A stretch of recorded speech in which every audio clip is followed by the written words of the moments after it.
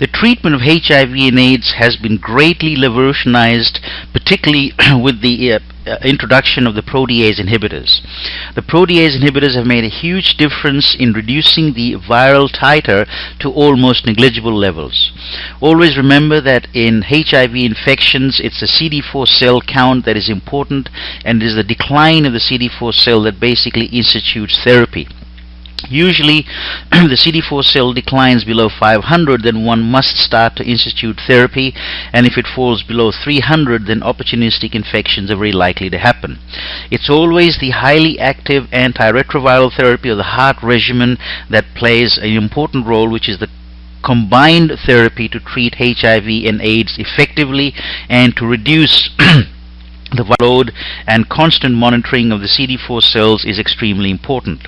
This includes the fusion inhibitors, NRTIs, the NNRTIs, the protease inhibitors, the CCR5, and a group of drugs which is the integrase inhibitors.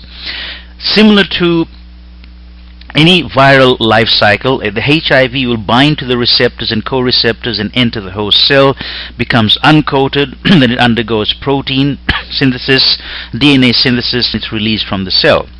So basically you can use fusion inhibitors, which are not that effective, non-nucleoside reverse transcriptase inhibitors, nucleoside inhibitors, and protease inhibitors.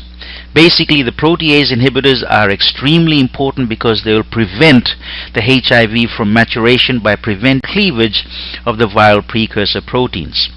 The fusion inhibitors only to a certain extent prevent the binding of HIV cell surface protein. Once it binds to the host cell surface, it undergoes a conformational change GP41, which then allows fusion of the virus host cell membrane. So basically, once the fusion happens, then the virus can enter. The major adverse effects usually is hypersensitivity. Injection site reactions may also happen.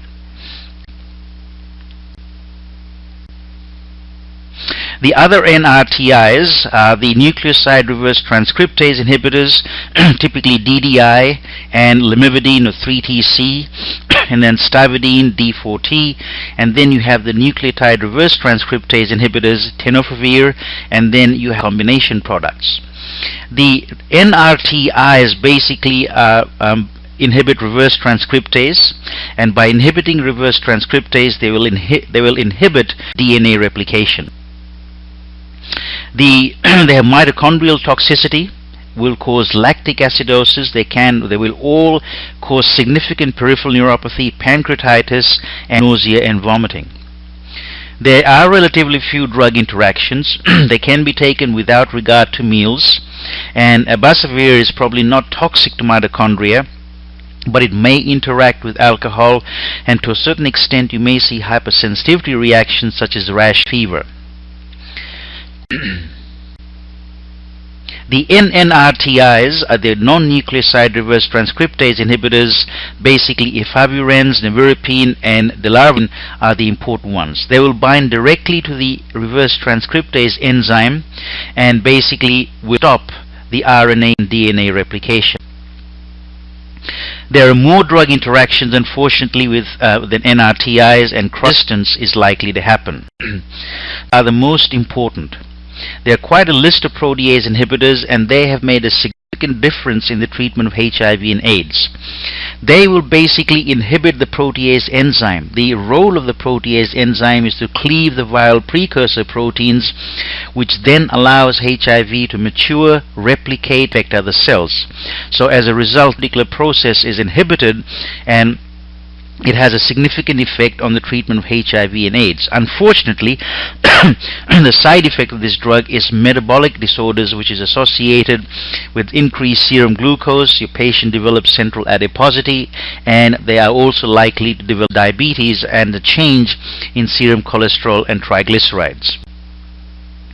In pregnancy, it is important to prevent perinatal transmission, and xidavidine was the old standard and given in the second and third trimester of pregnancy, and you can combine it with NRTI and a protease inhibitor, and does prevent transmission by at least about 80%.